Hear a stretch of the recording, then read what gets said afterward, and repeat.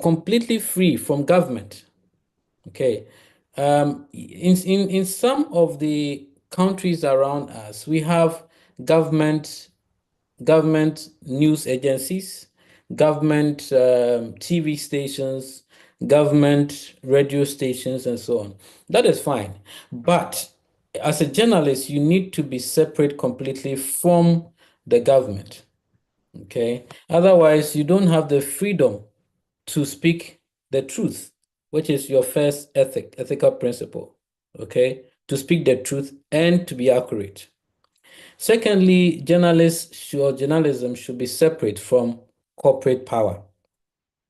When you have a lot of corporations, when you have a lot of corporations involved in influencing journalism or influencing journalists to report what they are doing, you see, usually they pay these journalists. They call it sole in Ghana. Solly. So I don't know what the full meaning will be, but probably solicitation or solidarity. I don't know. But Solidarity, solidarity. solidarity. Okay. Thank you. So Yes. solidarity. They give you something, yeah, so that you can report. It's just it has serious ethical implications. Now, you cannot just come and go without anyone taking care of your transportation and stuff. So the company will say, oh, well, we'll take care of your transportation and your feeding and stuff like that. But you see, once someone gives you money or someone gives you a gift, naturally you feel an urge to reciprocate the good deed. Yes, And sir. so sometimes you cannot see everything as it is because you are afraid to breach that social contract that you have with the company. So companies, sorry, journalists should be free from governmental control, corporate control, partisan control, and ensure. So journalism an institution that say a radio station or a TV station needs to Ah, pay Oteko. journalists really well, because if you don't pay them well and they go out there, they are giving monies, and that leads to a lot of issues. Now, another thing is that journalism should be fair and impartial. What does fairness mean? Fairness simply means to be right with everyone, okay? Give everyone his due. So as a journalist, you don't just because of Sole go about reporting issues related to corporate stuff. I know there are business journalists that exist, fine, but you also need to look at journalism for the good of the public, okay? And you shouldn't be partial. When you have journalists that are talking as if they are politicians, then you know that they've broken the ethical principles of journalism. Okay, and that brings difficulty. Now, we all talk about balanced reporting, and that's one thing that every journalist need to strive for. Accountability. Transparency about the method and sources. So every journalist should be willing to acknowledge mistakes that you do. Okay. Once you make a mistake, you need to acknowledge that this is a mistake and work towards it. Simple. You should be accountable in the sense that when you come up to report something and it's found out to be false, own up to I mean, you don't want to get there actually to be seen as a journalist that spews falsehood, but you want to sometimes some facts might miss you along the way, and we are under pressure to report because we always want news. And so sometimes you just jump the gun and report stuff that are not complete, you see. And when the full facts are out, it's appropriate for a company a journalist to say, I'm sorry. I'm sorry, I didn't get the full truth, the full facts. I've seen journalists, media companies come up to own up to falsehood and stuff like that, and that is being accountable. But as much as possible, you don't want to get here. You don't want to have so much mistakes. And so you'll be looking at the principle of truth and accuracy so much that your accountability is always up there. Now, after talking at length about journalism and journalistic writing, but we haven't gotten to that journalistic writing yet, but talking at length about journalism, why not look at advocacy writing? Now, advocacy writing, on the other hand, is deliberate. Okay, so whilst journalistic writing or journalism uh, looks at what's happening around us and reporting, for advocacy writing, you are careful and you are deliberate, intentionally doing something. Okay, whether what you are doing is right or wrong, is you are pushing for an agenda. That's what I would say. It is unapologetically biased, but ethically so. See, so for advocacy, you are pushing an agenda. It's just like, we are all in this libertarian movement, and we always want to push for liberty. And that's our agenda. We just make it clear that this is what we are in for, and this is what we are writing about. And so that's a kind of writing that is motivated by an agenda or a deliberate cause. So first, it is purpose-driven communication, writing with clear goal of changing the minds of people or policies. Okay, so as an advocacy writer, you have a purpose, you have a goal. Your writing is, I would like to repeat what I just said, is to clearly set a goal of changing the minds of people or the minds or policies that have been enacted. So, for instance, campaigns against occupational licensing restriction in Ethiopia, um, essays promoting property rights for small-scale farmers in Ghana, Mozambique, and other places in Africa. Now, these are advocacy writing, okay? It promotes a cause or position. You see, so that is why I premise this with the fact that advocacy writing is it's not value free. It's embedded in a purpose, a movement, something that you really want to achieve. Okay. So we promote a cause or position by writing for a cause.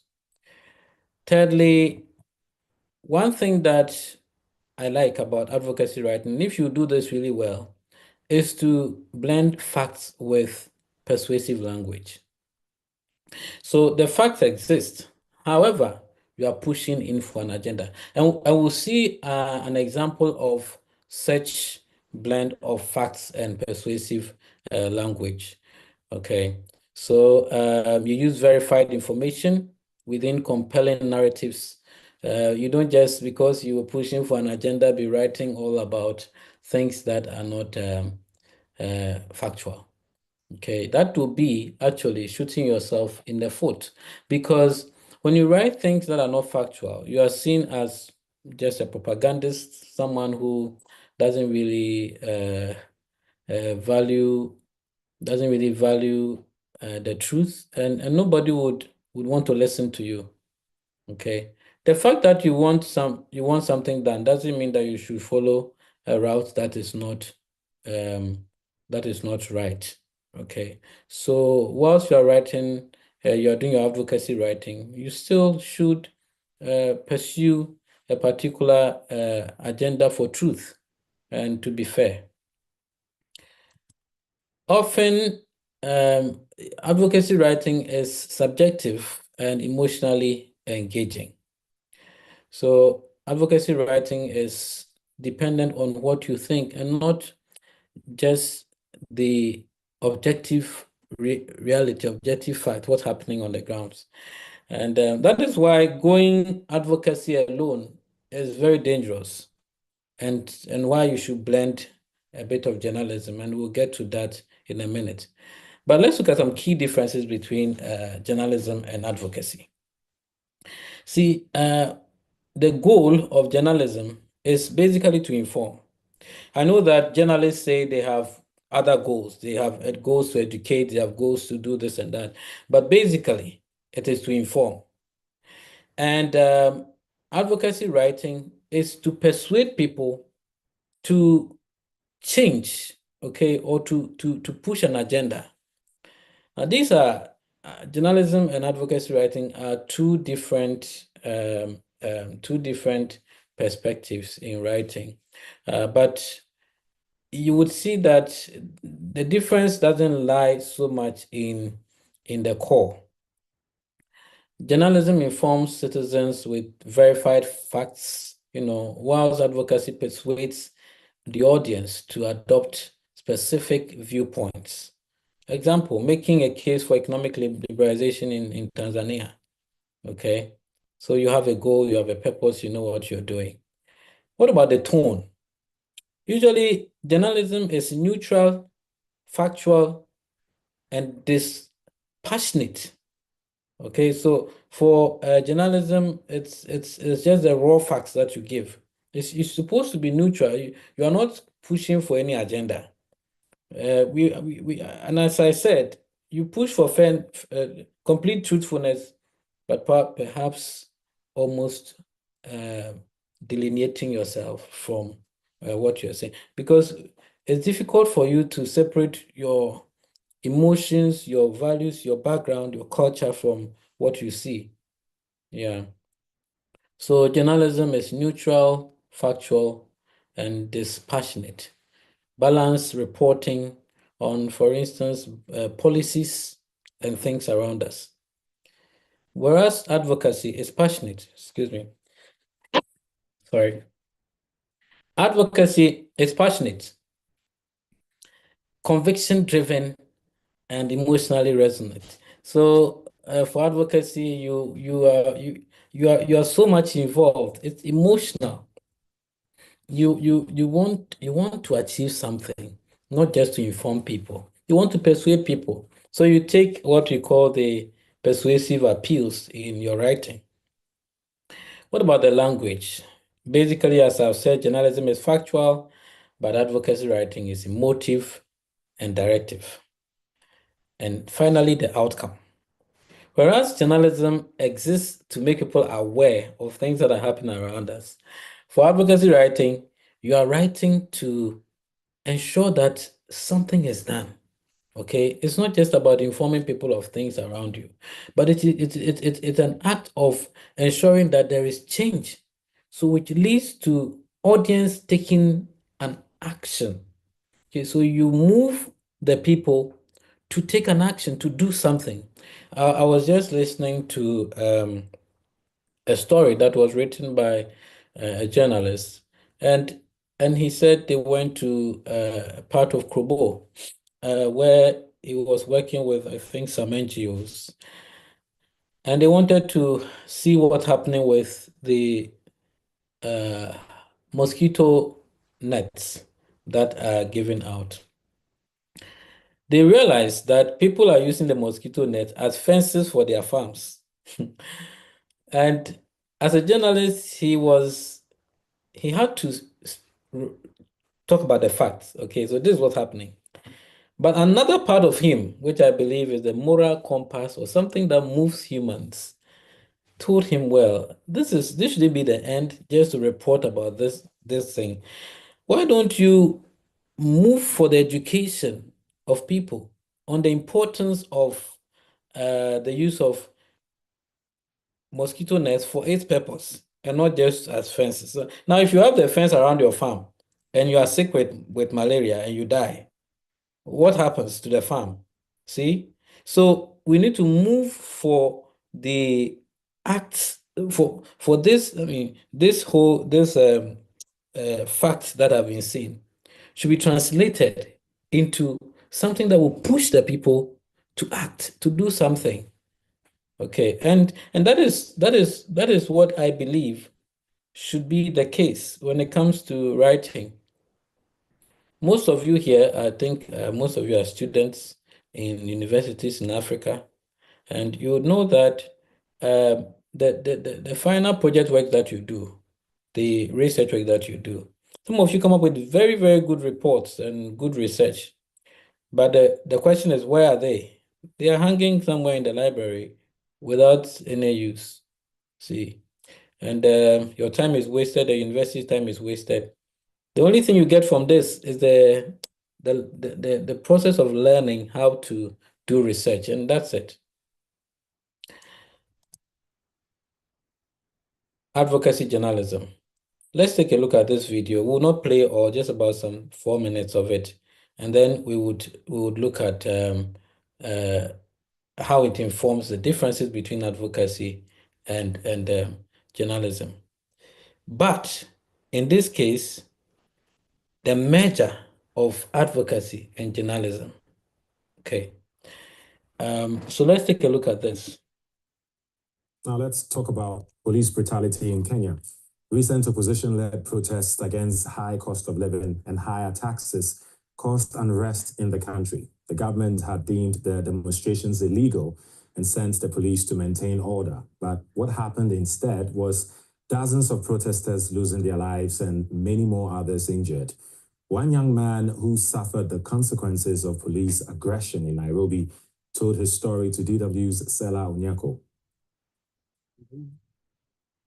Victor Juma shows us where he confronted the police, not far from his home where his 2-year-old daughter fainted after inhaling police tear gas 2 weeks ago. So the policemen were here. They almost 20 of them. They grabbed me. This were the policeman with a jazz, NATO compact, grabbed my hand. They take me. Caught on camera, videos of Victor Juma's arrest made their way around Kenya. "You tear-gassed my child," Juma shouts as a plainclothes police officer grabs him from the back and drags him into a police vehicle. After that, he says, he was taken and kept in custody for 2 days before being released on bail. He still bears the scars of the beatings, which he says were made by batons and wires. I was taken to the cell after I was beaten. Some people were sleeping, but I couldn't sleep. My whole body hurt, and the floor in the cell was made of cement. The experience was bad. So the experience was bad. The most recent wave of protests against the high cost of living hit Kenya hard. Juma's neighborhood, Nairobi's low-income area of Mathare, had become the scene of running battles and tear gas which hit both protesters and nearby residential homes. Both local and national human rights groups have called out the government for what they say is disproportionate force in response to the protests. And it's low-income areas like these where residents really bear the brunt. Members of this social justice center are documenting the cases and advising Juma on his rights. They know he is one of the lucky ones. We have two Nairobis, the Nairobi where the constitution works and the outcast Nairobi. So we live in the outcast Nairobi where we're not given too much opportunity to escape. This created violence. When it's not recorded, nothing happened. Everything needs to be documented to make a trace. Like we lose this amount of youth in the community. So the moment we keep the record, we have something to show to the state. While the numbers vary, rights groups say they've recorded over 30 deaths in connection to the protests across Kenya. Kenya's Police Inspector General, however, denied the allegations that the police had a role to play in the deaths and injuries, dismissing them as opposition propaganda. Okay, so I'll pause here and then continue the conversation. I'll continue for a short while because we're not watching the whole video. You can get this on YouTube. So how do we put together these two great concepts of journalism and advocacy? It's a concept put together called advocacy journalism. Now, what does advocacy journalism mean? It simply means journalism that champions a cause, okay? So it's a blend of the two where you're being factual and objective and real, yet behind your writing is a push for an agenda. Okay. So advocacy journalism is where ethics meets mission. It doesn't abandon truth for ideology. It builds a cause around truth. It combines investigative discipline with moral purpose. Well-documented lynching with rigorous research, then argued against it with passionate force.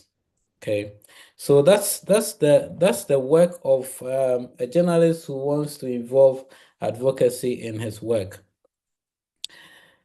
There's a maintenance of facts whilst advancing your viewpoint. And the third is that it merges ethical reporting with intentional framing. Okay, you are reporting what's on the ground, but you are inciting for good, a purpose. So see, what we just saw was something that happened in Nairobi, Kenya, and DW reported this. Now this, just look at the topic, the caption on the top of the video. It says police brutality in Kenya, where it comes from and how to end it. Now the part how to end it suggests to me that this story has an agenda. Okay? So where it comes from could be the journalistic part, where you are telling us what's happening. But how do you end it is the advocacy aspect. So you see that whilst the story unfolded, you begin to feel within you that this is wrong, this shouldn't continue. And how do we end this thing?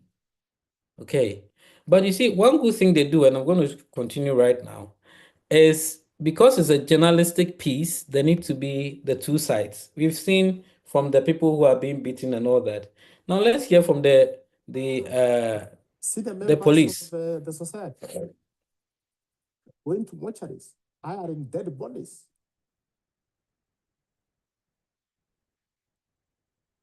Telling media that these people are killed by police officers. So the propaganda out there will not discourage us. They can continue threatening us that so and so will go to ICC, so and so will go to court. Kenya's Independent Policing Oversight Authority, a government body that investigates police misconduct, admits that many cases stall because either the police don't cooperate or the witnesses don't come forward. Once an officer injures a member of the public, or a fatality occurs out of police action, we have to be notified within 24 hours or as soon as it's practically possible. So we are not getting those notices. We have demonstrations all around the world, and we don't get such fatalities like we get here in Kenya. So we know there's something that we need to do, and that is to regulate demos by a legal framework. Juma's case is due back in court in a few weeks, and while he is scared that the police could retaliate, he's still determined to speak up. Come on. Okay, so you see how the whole story is framed. Whilst it's factual and objective, you see traces of an urge to push for an agenda against police brutalities in the country. Okay, now let's look at how to do advocacy journalism for libertarians, okay, because I believe that most of us here are in for liberty. Now, identify a liberty-centered issue, okay? So it could be issues in relation to police brutalities, lack of credible information or disinformation. It could be something related to the lack of economic freedom, judiciary being too authoritative and going beyond the bounds of human rights. Could be things that you want to write about, things that you want to talk about. So first, identify a liberty-centered issue. The next thing that you do is to research deeply and verify the facts. So you see, you start as if you are doing journalism. Of course, advocacy journalism is journalism, but pure journalism where you do deep research and verify facts. You start with identifying the liberty-centered issue or the cause. The second thing you do is to research deeply and verify every fact around the issue. How do you do your research? What are your sources? Where do you go to for information? Mostly, I think that in this case, what helps a lot is ethnography. Ethnography is when you do research based on an immersion. Okay, you get involved in what's happening, and then you see to yourself what's going on. Observation would be a good way to go. But if you're doing economic research, you may want to do some desk research, go to the websites of some companies and banks and the central bank and look into the issue really well. If you are looking at policy, you may want to involve policy analysts, people who have been trained to be able to analyze policies, okay? You may want to include lawyers in your fact-finding mission. To ask the question of this policy, does it work? How would it work? How would it impact people? Okay. Would it amass wealth to the rich and leave the poor stranded in poverty, abject poverty, or will it bridge the gap between the rich and the poor? Deep research is very, very important, and that takes days, months, sometimes years to uncover because you want to get all the facts together. You don't want to write something, put it out there and later have to come and correct yourself. So you want to do the research really well.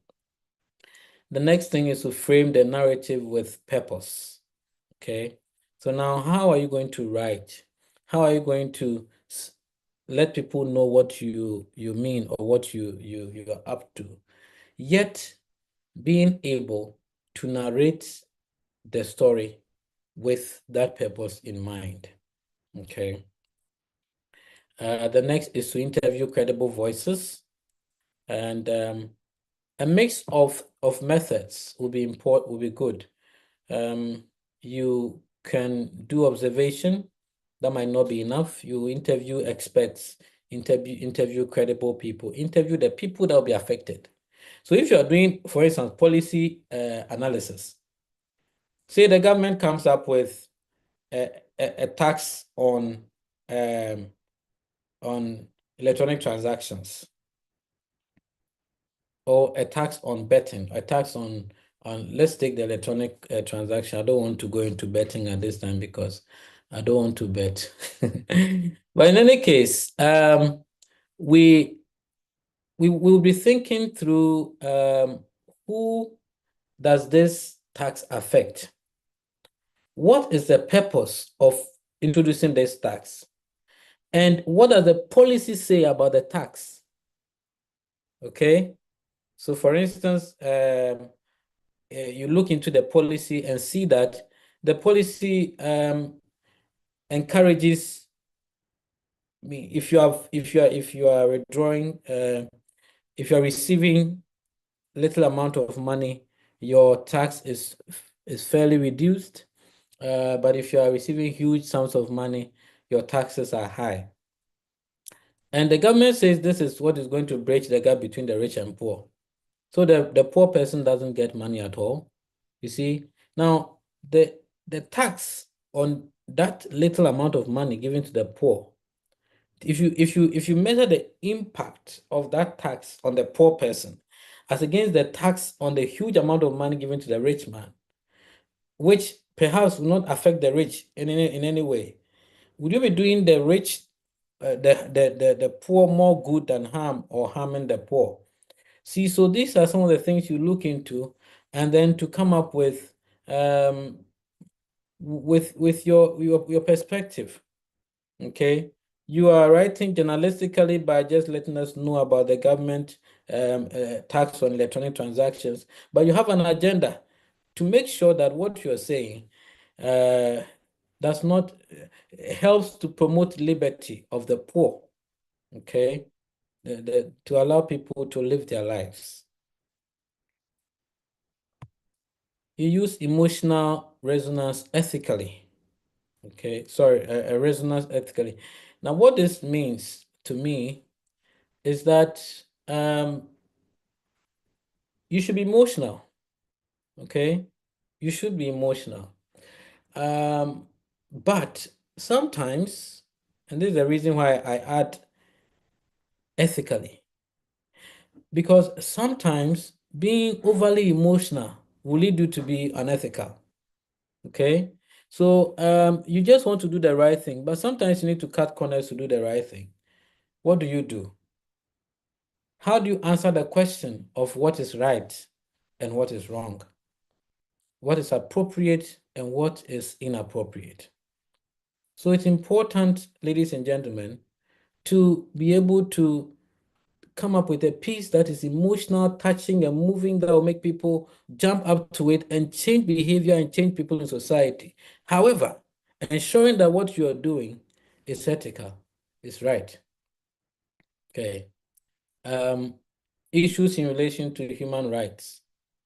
Globally, there is an agenda for people to be free, including people of the most debated LGBTQ community.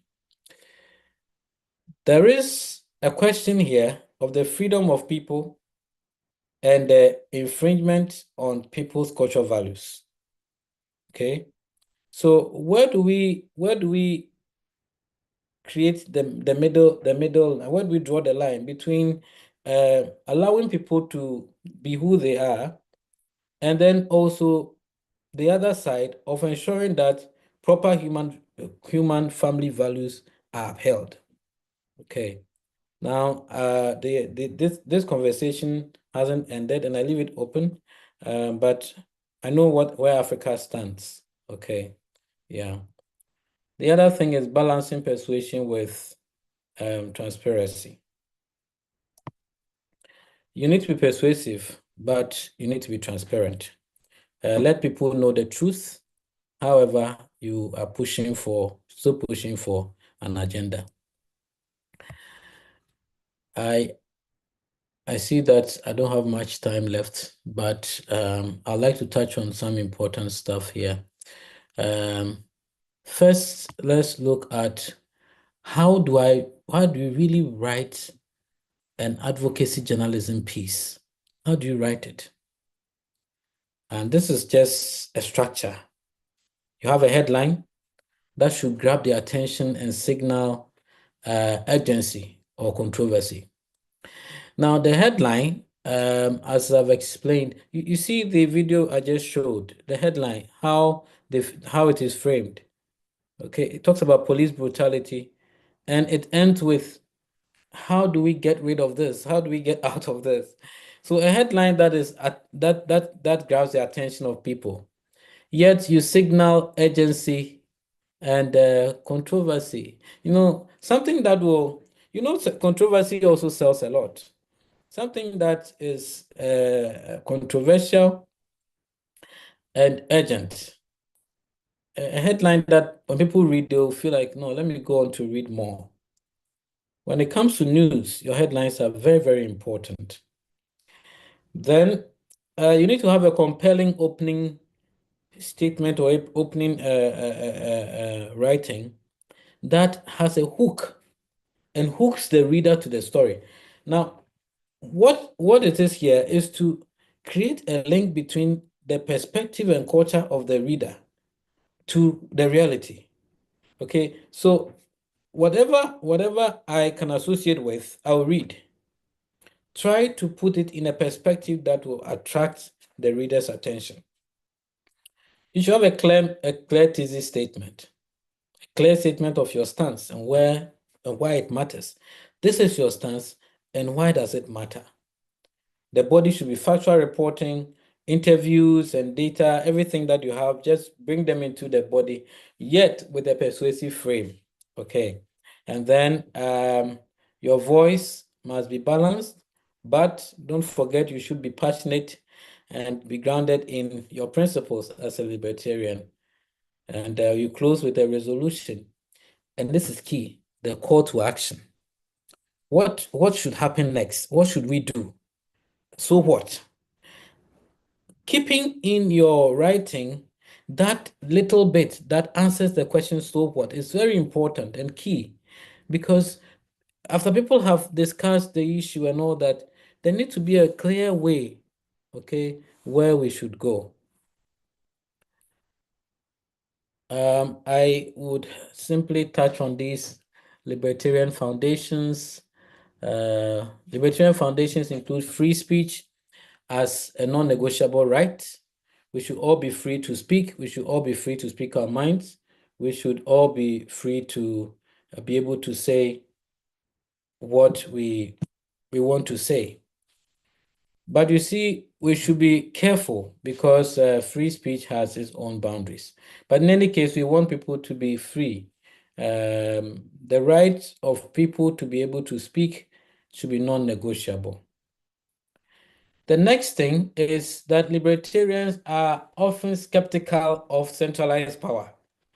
Eric is one of the guys I know who are very keen on libertarianism in my circle. And you see the passion for decentralized power. When power is concentrated in one person's hands, it brings lots of problems, and freedom is hampered most of the time. Libertarianism is founded also on individual liberty over collective control. And lastly, preference for the decentralized narratives. Okay. So there should be opposition to fake news. Well, let me put it in a better sense. Now, some governments come out to say they are against fake news. But you see, what they are doing at the back of the agenda is to silence critics. Okay, to silence critics and not to allow people to speak at all. Libertarians don't want this to happen. We want everyone to be free to speak their minds. Government should accommodate controversial speeches as well. Okay, so just little bits on that. What are the challenges in media today that calls for us to be advocative writers or to apply advocacy journalism in our writing? First, there is corporate and government influence, and that is huge, especially in most parts of Africa. Media ownership is concentrated and centralized to businessmen and government. You see, I don't know if there's any media outlet that is free from the hands of corporations, because it's the big men, the rich men. Today in Ghana, if anyone is rich, the person opens a TV station, radio station. And we've had instances in Ghana where people sit on their own radio stations and TV stations and talk anyhow, spewing out lies. But we cannot hold them because the company is owned by the media outlet is owned by the person, and so you just you have nothing to say. So the person comes there and say anything that he wants. We should be careful the way corporations and government are holding media in their hands. Disinformation is rampant, especially with the introduction of social media. Disinformation is a lot. There's a lot of misinformation and disinformation around. So we should be careful about this, and that is what is calling for us to be effective writers. The third is that the tech platform is suppressing, okay, and global corporations, gatekeepers controlling information access, algorithms, changes, disadvantaging independent content, okay. These days, if you write anything independent and the tech firm doesn't want it, they just pull it down.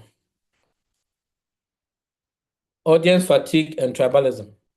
These days, people are tired. A lot of people are tired listening because there's so much news, so much information for people to assimilate.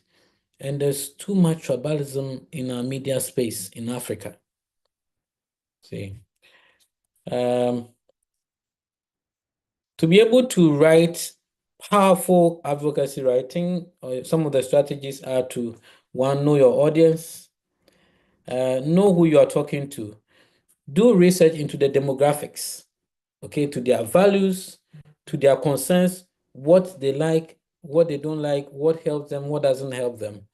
Frame the issue around your audience. I've already said that when people don't see the hook, I mean, what is in this for me? If people don't see it, what is in it for them? They feel to be encouraged to read. Okay. Now, the second thing is that you start with a punchy hook, and we've talked about this already. Use data, but frame it meaningfully. Also, tell a story, not just facts. Tell the story.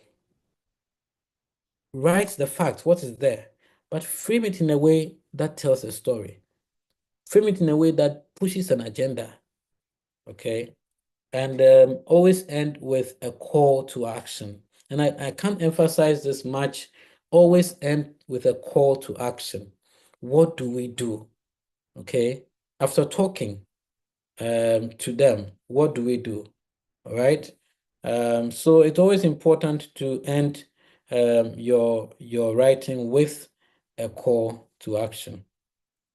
There are some pitfalls that you need to avoid. For instance, overloading with jargons, preaching to the choir. By this, what I mean is, don't just write to, say, a libertarian, you're writing to just libertarians, someone who, just talking to people who are already in that movement. Now, talk to people who are not.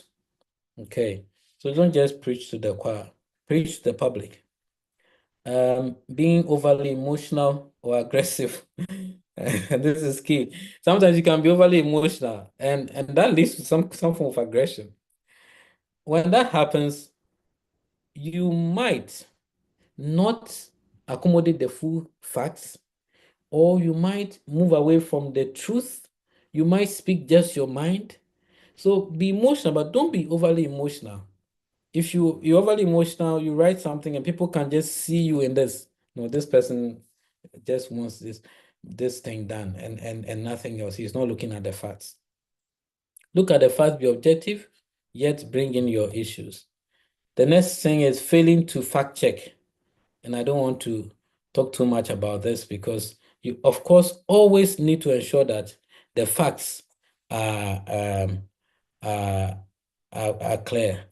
And before I leave, I'll leave you with some final thoughts. Journalism and advocacy can coexist, and there is no argument to this. There's clear separation between the roles of journalism and advocacy writing, yet there is a point where they can all both survive. Both serve liberty when done with integrity. You can do a journalistic work with integrity, do advocacy work with integrity. You can do journalistic advocacy writing with integrity. The main issue here is to ensure integrity, wholeness, fairness, and being true to yourself and to the people. Libertarians have a duty to write, report, and resist. and that is something that we'd always do. But be true to yourself. Remember, words are weapons. So, my friends, ladies and gentlemen, use words wisely.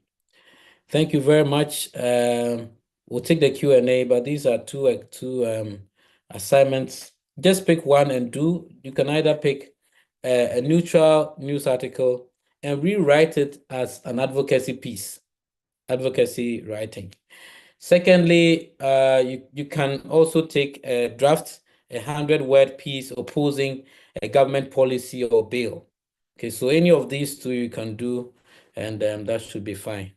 So thank you very much. If you have any questions, I'll take them now.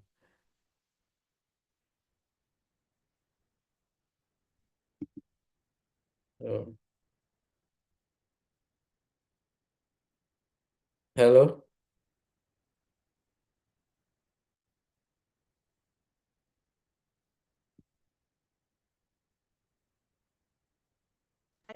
Hello, Dr. Nathaniel. I think there's a page in the chat, so I can read it. It seems it's a comment and a question. So the person says, it seems to me that advocacy journalism, with its change-making agenda, requires deeper journalistic work to unearth the persuasive facts that moves people towards change. What resources are available for an independent beginner in the field, and how best can such an individual position for them? Great. So thank you very much, Elom. This is, I like the comments that you put forth, that it requires deeper journalistic work to unearth. It is true that you need an establishment or an institution to help you, because most of the time you don't have all the tools, equipment, and the resources that you need, especially when it comes to finances, to do this. So if you, for instance, being part of this group is a way to start. Okay, to start writing, to start letting people know what is on the ground. I would ask that you start gradually. Don't be. There's a temptation to move for the big things, but it's okay to start gradually. It's okay to start small. So being part of a writing group like the Liberty Writers, that's an amazing one. And you building on that, you would have connections, you would have people, and eventually you would have the resources that you need. But one thing that we should be careful about is that there is the difference between investigative journalism and advocacy writing. Okay. The resources you need for investigative journalism might be extreme, but for advocacy writing or advocacy journalism might not be as much. But I understand that, Elom, if you want to do a very good work, you need to go deep into journalism and all of that. So I think a good starting point is joining the Writers Fellowship like you are in now, and building from there. That most people are in now. Yeah. Yeah, Felix? Yes, thank you, sir. Thank you for this session. I've really learned a lot. My question is that, so you spoke about when we are writing journalism and advocacy writing, we should be objective, yet what the message you are passing you should be emotional, but not overly emotional. I supposed probably it could be passionate, because I really have an issue. I have a problem with most of my writing, especially when it has to do with advocacy. I will either dwell on objectivity and leave the emotional aspect of it, or I will rather write the piece and it is it is very emotional. When I read, I know this is rather emotional. So my question is, how do I balance that? And if you mean by being emotion, we should attach a bit of emotions and then not being overly emotional. Is it passion you're talking about on what you are writing? Or because it's either emotional or not. I don't know. Maybe if you could help us with that, how to bring that, create that balance. How do we do it? Yes, please. Thank you, sir. Thank you very much, Felix, for your question. It is, I mean, there are lots of paradoxes in my presentation. I agree, because at a point I talk about being emotional but not being overly emotional, being passionate but not being overly passionate, being objective. That is, of course, what we expect you to do. How do you bridge the gap? I mean, how do you draw the line between being passionate and not overly passionate? That is when you make facts inform your writing.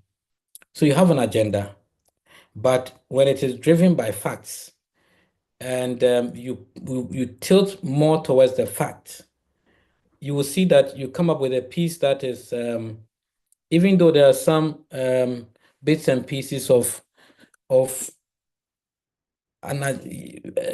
understanding of an agenda within the writing, you still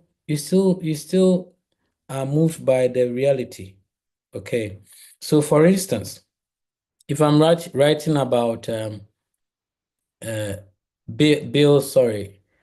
tax on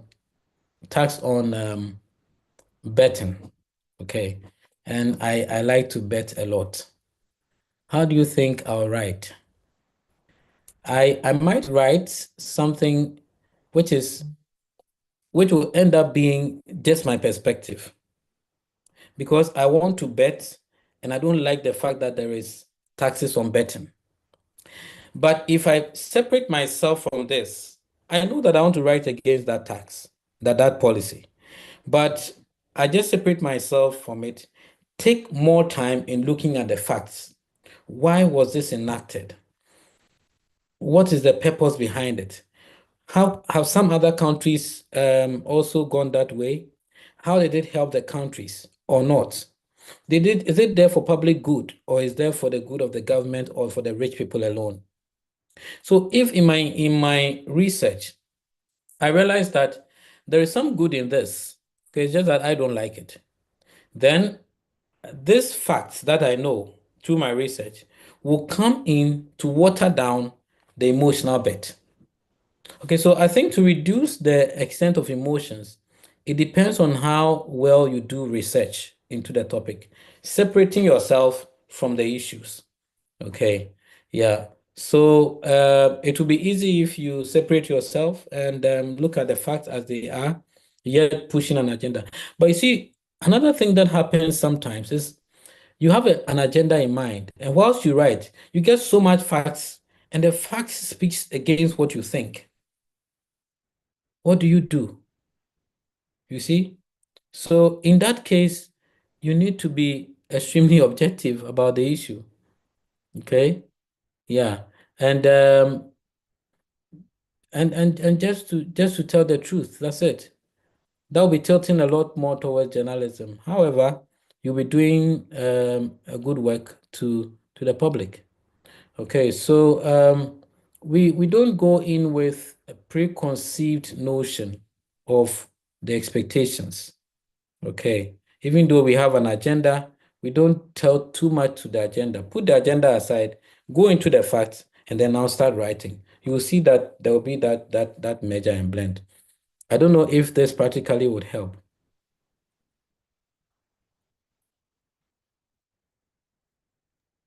Yes, sir. Thank you, sir. Okay, Felix. Any question? Any other question, please?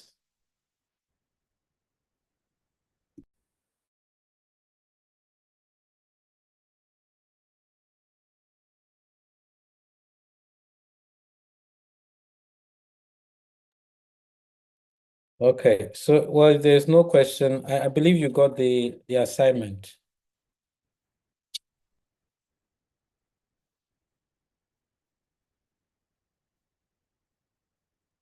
Okay, I see a question in the chat. Is all advocacy writing about pushing an agenda? Once you are writing, you are doing advocacy writing, you're advocating for something. You want something to be looked at. Okay. When you say pushing an agenda, sometimes it sounds as if you are just there to make people think in a way that they shouldn't. It's not about pushing an agenda doesn't mean just writing about something that you want people to just follow. But what we mean here is there's a good that people should get from what you are writing. And that is what you're looking at. Okay. Yeah.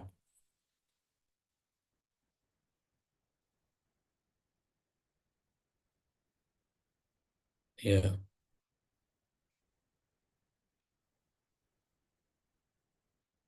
Yeah, and Richmond, yes, almost contradictory. That's true. But drawing the line is where the work is. Okay, drawing the line is where the work is. We just don't want people to be doing advocacy writing, and not thinking about the facts. Just writing to push an agenda, okay, and not really things that would help. Yeah. Yeah, Eric.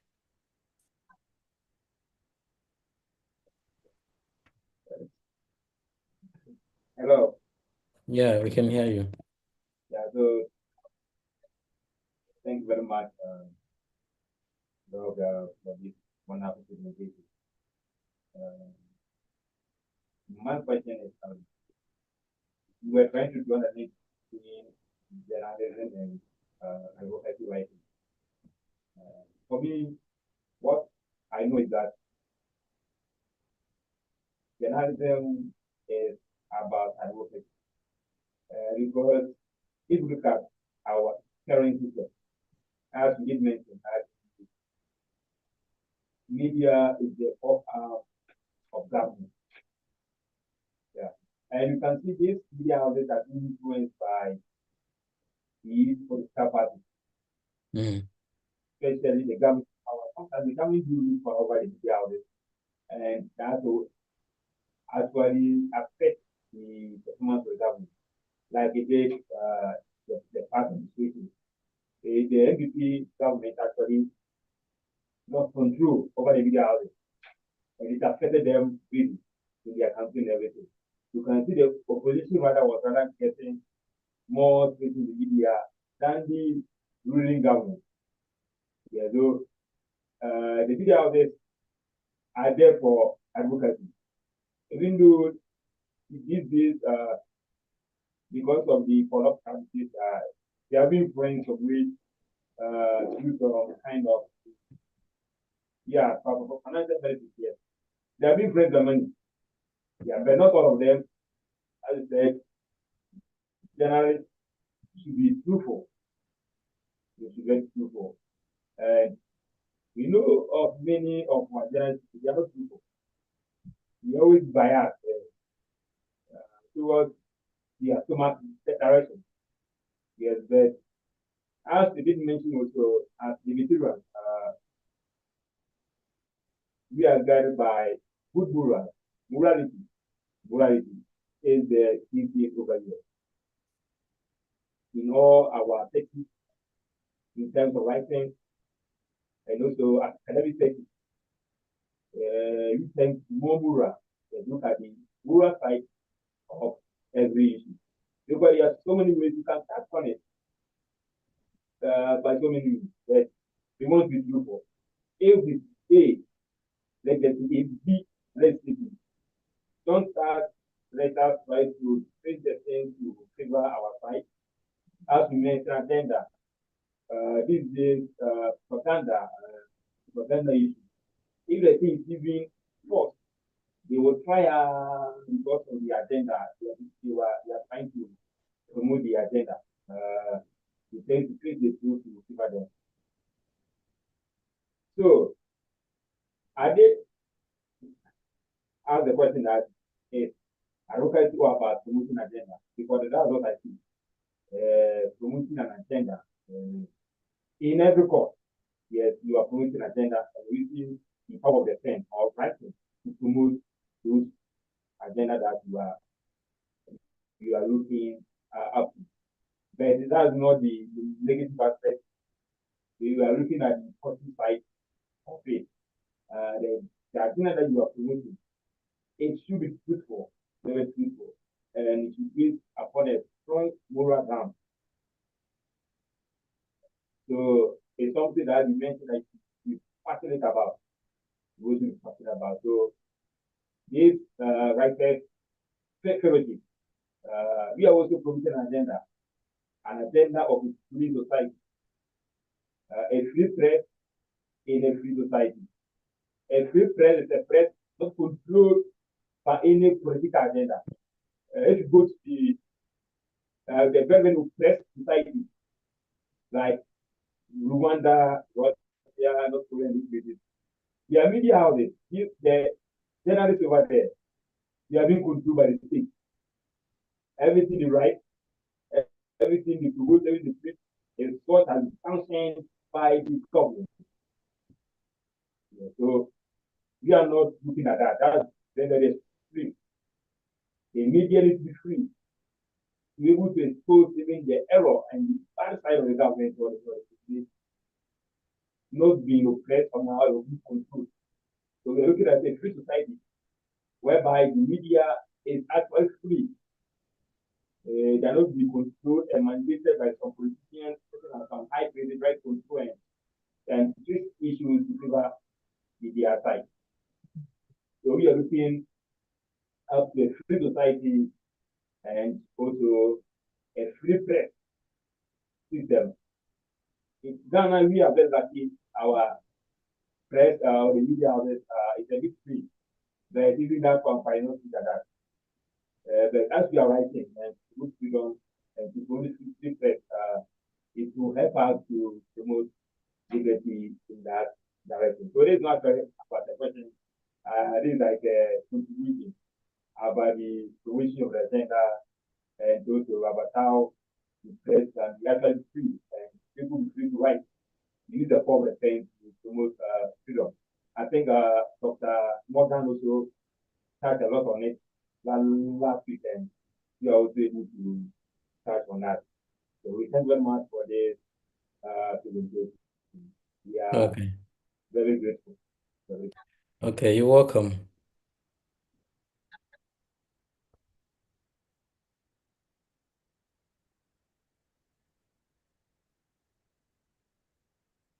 I think there's a question waiting for.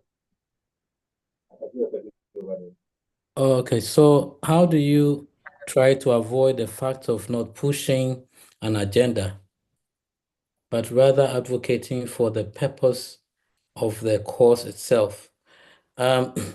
Richmond, is it okay for you to unmute and ask your question?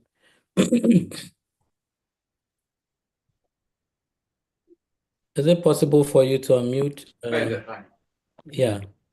Yeah. I was asking. Can you hear me, please? Yes. Yeah, I was asking if you said writing for an agenda to push an agenda. I was asking if what are the means to avoid just writing for an agenda, but rather maybe if you want to push, you want to advocate really, how are you supposed to go about it? Okay, so we are advocates for free speech, for freedom of the press, and all that. And that is what we are pushing for. But you see, the point here is not to be immersed so much in it where you don't gather facts before writing. We are learning how to write, do advocacy writing, and how to write this on the basis of facts, on the basis of what exists, the reality. Okay, yeah. So you're still pushing for the agenda, but your writing is based on facts, so that if anyone picks the piece and reads it, he knows that you've done an objective work. Okay, yeah. So that is where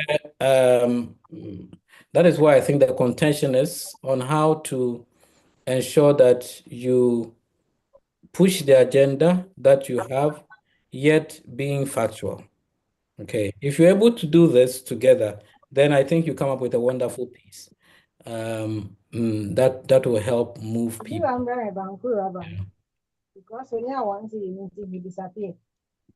I don't know if Richmond. Yeah, I'm here. Okay. Okay. All right. Thank you. All right. So it looks like there are no more questions.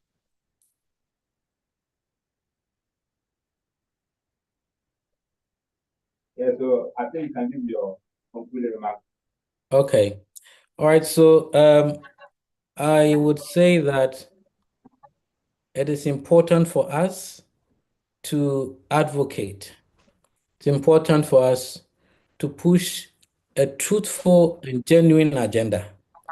But whilst we do this on the basis of facts, on the basis of reality, on the basis of truth, and on the basis of fairness.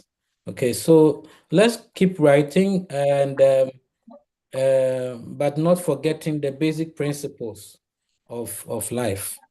Okay, yeah. So that's where I'll end this. Thank you.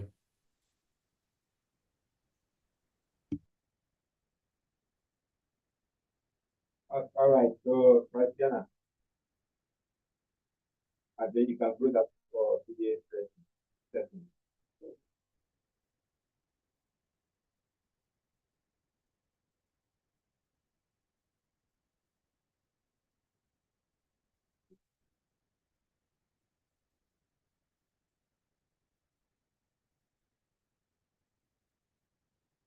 Okay, all right, so please, Christiana is online.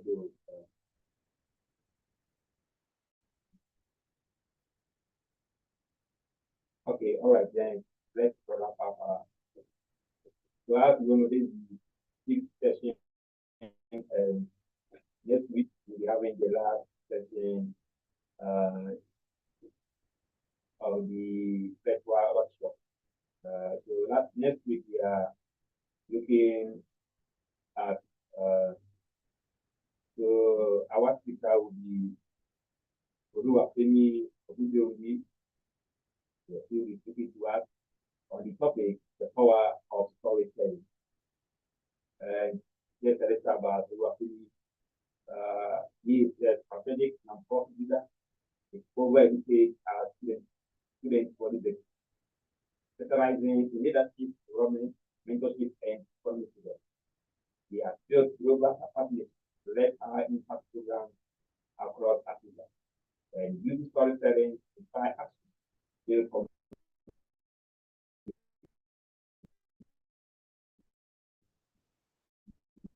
and about YouTube and based in YouTube now. So you will to us for our last session, which is next week starting same time for PA.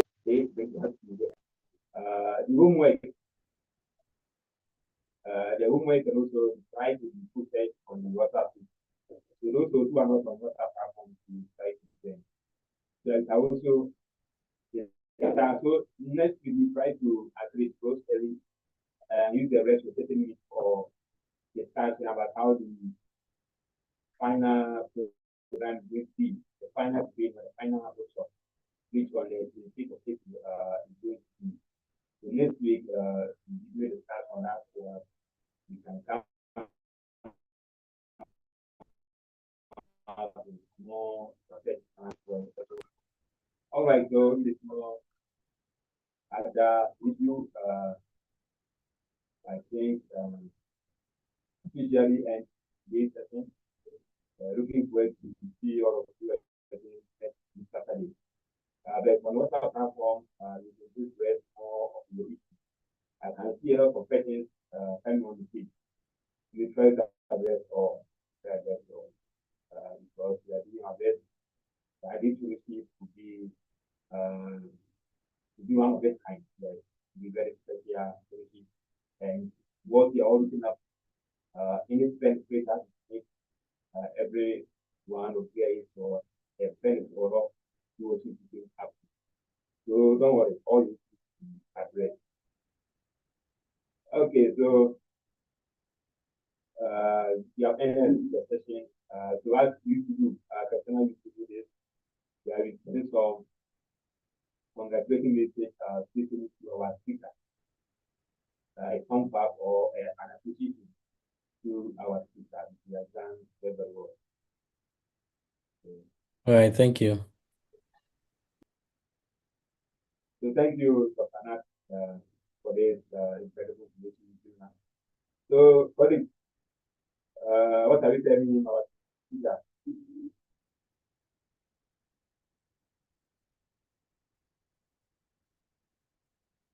Let's do our community and also where participate has to the session.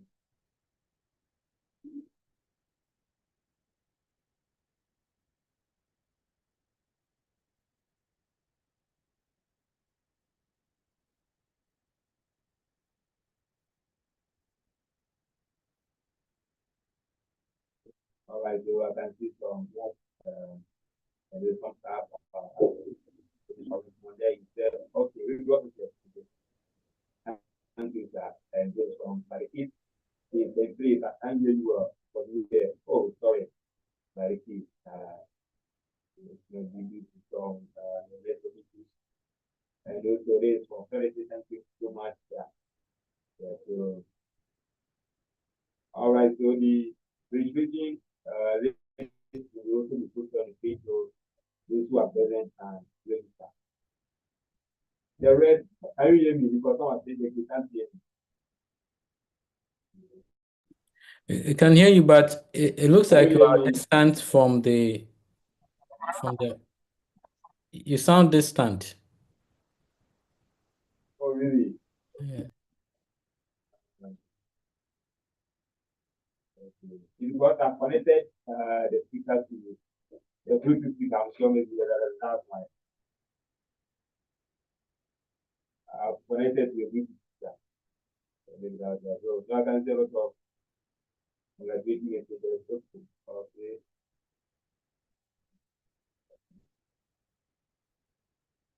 All right. So finally, I think we can all say bye-bye and go. Okay, thank you once again for sharing your knowledge with us. It's from Mariki.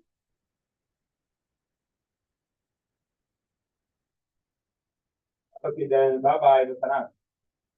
And everyone. Hope to see you. Okay, bye.